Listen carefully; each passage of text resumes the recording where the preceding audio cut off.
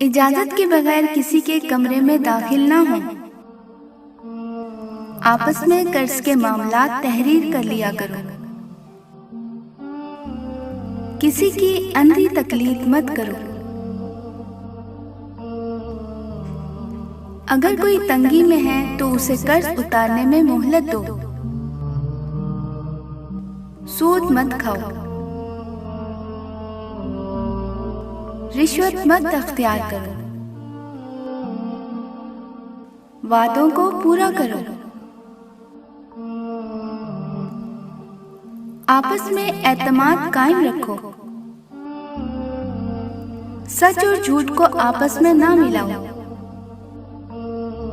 لوگوں کے درمیان انصاف سے فیصلہ کرو۔ بد زبانی سے بچو۔ غصے کو پی جاؤ۔ دوسروں کے ساتھ بھلائی کرو۔ تکبر سے بچو۔ دوسروں کی غلطیاں معاف کرو۔ لوگوں سے نرمی سے بات کرو۔ اپنی آواز پست رکھو۔ دوسروں کا مذاق نہ اڑاؤ۔